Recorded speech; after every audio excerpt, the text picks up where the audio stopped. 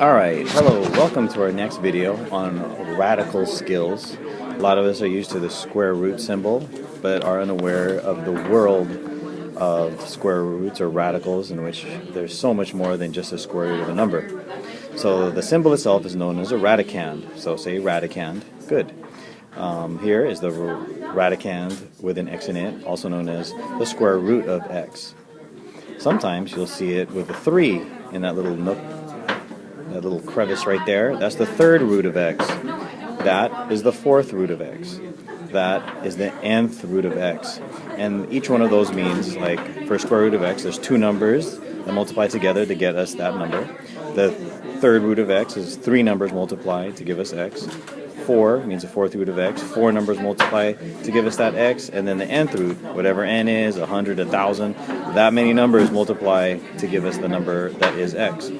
What is a root? Well, let's take a look at an example. Take a look at number 16. 16 can be factored into 1 times 16. It can be factored into 2 times 8. It can be factored into 4 times 4. All of those are considered roots. 4 times 4 is special. Those are square roots. Let's take a look at another way that we could look at square root of x. It can be also seen as x to the 1/2 power. Third root of x is the x to the 1/3 power. So on and so forth. X to the 1/4. And x, oops, did I put a 5? That should be 1 over n. My bad. Let me see if I can change that. Let's erase that. Oops, yep, there, let's do that. That's an n. 1 over n. Oops, sorry about that. Alright, now let's practice. Let's try some situations with a square root or radical in it. Square root of 9, square root of 7, square root of x squared, square root of x to the 4th, square root of x to the 5th, and 16x to the 9th, the square root of that. What does all that mean?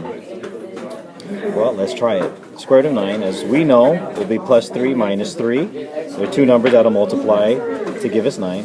Square root of 7 is plus or minus square root of 7. There's no perfect number that does that, and we'll be using decimals soon. But for now, you could leave it as a square root of 7, plus or minus square root of 7. X squared, the square root of that will cancel out to give us just x. Square root of x to the 4th will then be x squared. Square root of x to the 5th is x squared times the square root of x. And then finally, 16x to the 9th will become plus or minus 4, x to the 4th times the square root of x. How does that all happen? Well, let's take a look. For square root of 9, well, 3 times 3 gives us 9, and negative 3 times negative 3 gives us 9. So those are the roots. Square root of 7, well, there's no square root, so we leave it the way that it is. X squared, square root of x squared, is equal to x squared. Because the square root of x is the same as, going back to the left-hand side, x to the 1/2 power. Now what you do with the 2 and the 1/2 is you multiply them together. 2 times 1/2, boom, is just x to the 1st power.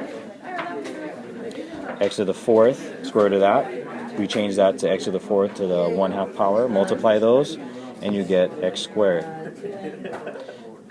In the 5th one, we'll have to separate them out. X to the 5th is the same as x to the 4th times x. And then x to the 4th, like we just did above, will become x squared. Square root of x, we will leave alone. There's no perfect square of that. Boom, boom. We split these up, and then 16, x to the 8th, and the x. 16 will be plus or minus 4. Square root of x to the 8th is x to the 4th. Square root of x is just square root of x, and we leave that alone. Now I want you guys to try, with the number 9, all the different ways you use exponents.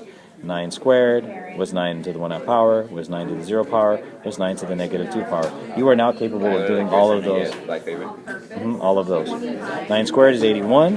9 to the 1/2 power is plus or minus 3, because that's a square root. 9 to the 0 power is, yep, you got it, 1. And 9 to the negative 2, we'll move that 9 into the denominator, and then you square it, is 1 over 81. So already this year you've done all kinds of things with exponents, and now you're building in the radical, which is a cousin of the exponent, or another form of the exponent. Alright, hope that helps, and see you in the next video. Bye.